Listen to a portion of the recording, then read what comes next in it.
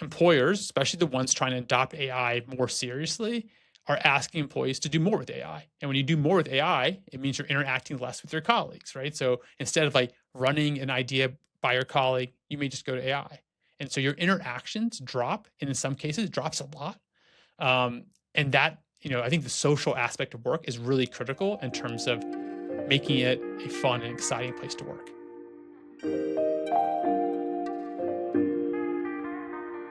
Welcome to the Wellable Weekly Podcast, where we talk about key topics and trends at the intersection of well-being, technology, and HR. I'm Nick, along with my good friend Geoff. Geoff, how's your Good Friday going? Yeah, hey Nick, it's going well. I was looking for the latest news in the stock market today, and then realized Good Friday markets are closed. So probably a nice thing to have a day off from economic turbulence. Based on March, I would say it's a nice thing to maybe take the month of April off if we could. Yeah, I'll Yeah, see why that. not? So, speaking of not so great news, I guess, in the newsletter, we had a Wall Street Journal article, and I think the title sums it up perfectly. The title of the article was How Working in America Became So Joyless. And second to that title was my favorite quote, maybe in an article, certainly in recent history. It was from a Dell employee. And the quote was, he's talking about working in the office. It feels like a funeral in the office right now. I can't imagine what that work environment is for that individual, but I'm guessing not so positive. I know. I feel like he kind of encapsulated that AI dread, comment that we've seen come up in other places, and his specific reaction to the vibe at Dell, I think was overall where the kind of culture's at, but it was actually in the context of Dell taking away a popular perk. So they used to offer free coffee, daily espresso shots. Obviously, any coffee drinkers out there like myself would really appreciate that. Last year, they started charging people every time they wanted to come in and use the machine. So that sounds like that was the last straw for him. And I also like that he pointed out that the coffee was just okay. So not only is it something that they have to pay for now, but it's mediocre to begin with. And I mean, when I read that, I always thought of coffee as one of those untouchable perks that you always just never question the ROI of something like that. It's like for companies that are really focused on efficiency, something that obviously comes up in this article a lot. A little extra shot of espresso, when you think about the cost of that, is drop in the bucket.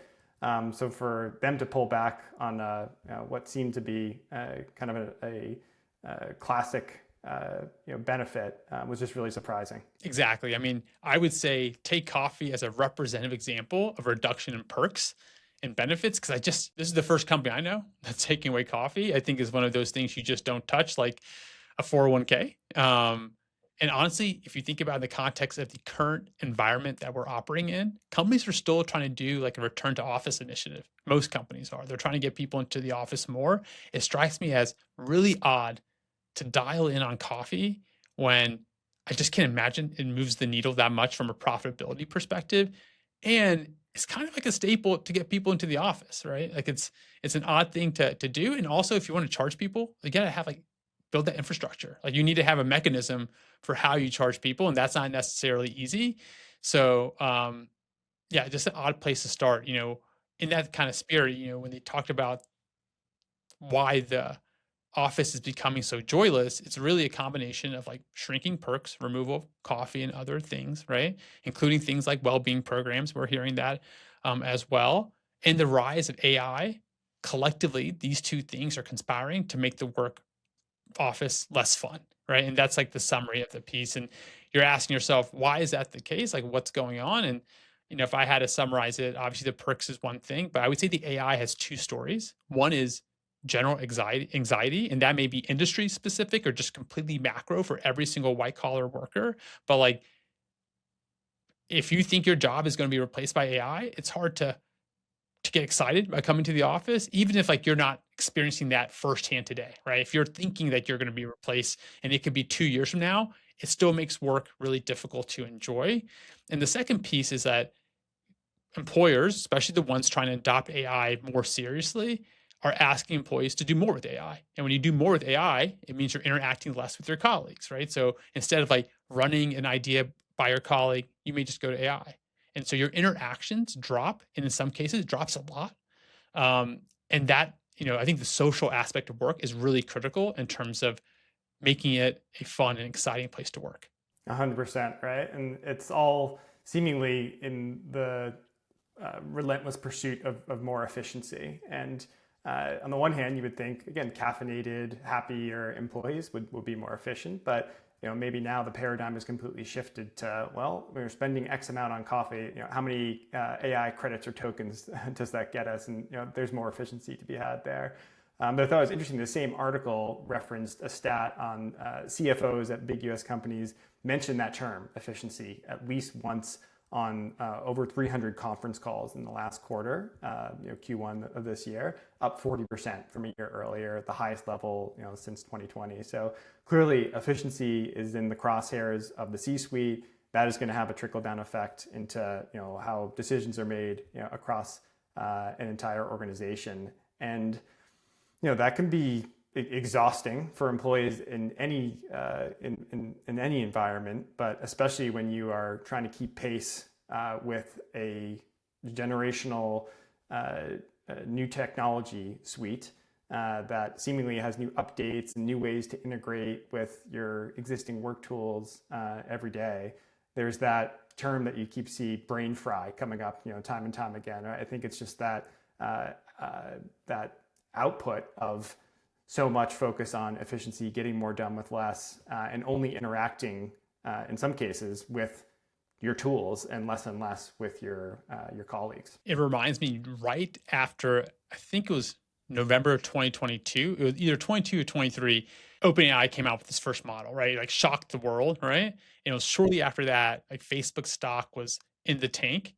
And it's because they were not AI forward and they were spending tens and tens of billions of dollars on the metaverse, right? Building out this virtual reality world that we were all supposed to like love and want to hang out with and put glasses on and all that stuff.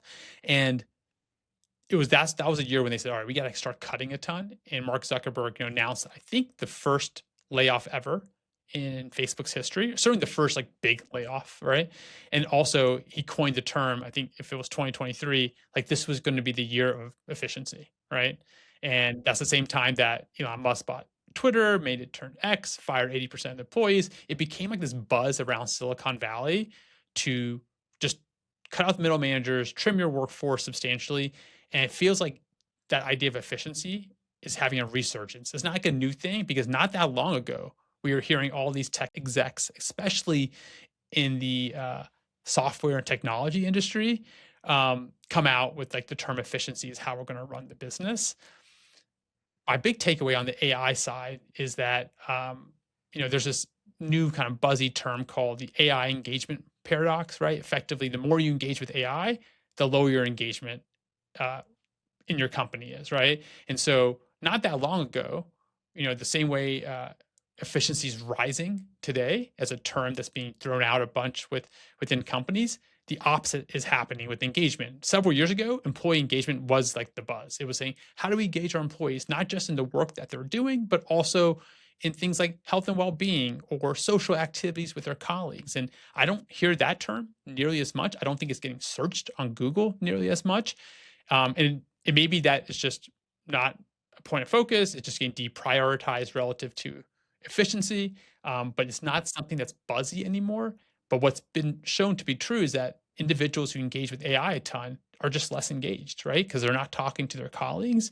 And so when I think about what the right approach is to AI, I think about, the way we do it at Wellable, right? So we think about AI as a tool you can use by yourself, and there's opportunities and things you should for sure do and experiment on your own. But there are a lot of collaborative work and projects you can do with AI as well. One good example, our marketing team, along with me, we're going to build this new website. And part of it was like less about building the website, which I think was important, but we didn't want to touch our main website. Like so much effort and care has gone into that website. We created a new domain and we said, let's just learn. Let's see, can we stand up a website really quickly? So we did call it a hackathon, right? An AI hackathon. It was multiple people. We were actually not in the same office. So we were hopping on Teams, but we're all sharing video. we're collaborating. Like one person's working on making a logo with AI. One person is trying to draft content and edit that content with AI. Another person is trying to say, how do you build this website? Can you give me a sample layout and design? Can you tell me how to activate the domain and point my DNS records there? Doing all these things, some of which we know how to do, some of them we don't know, we had to figure out how to do, but all through AI. And the final result was great. We actually had an awesome website. We're probably going to announce it later, right? So not anything soon, but it's certainly a functioning website that we think is really interesting. And we did it while collaborating with people. And it strikes me as a really good case study of using AI to do things quicker and better than you could before, or do things you couldn't even do before, while not losing the collaborative social element that makes work fun. It removes that element of AI dread and fear that you can build up when you're squirreled away trying to figure all this out on your own, and have an element of concern and not getting fulfillment, right, out of the experience. You bring that all together, you have people working on something in a way that feels collaborative still, but is again far more efficient than maybe we could have done 6 months or a year ago. So I think that's a great story to wrap up today's pod. As always, thanks folks for listening. You can subscribe to Wellable Weekly on Apple Podcasts, Spotify, wherever you get your podcasts, and be sure to subscribe to our newsletter as well for more insights there. Thanks as always.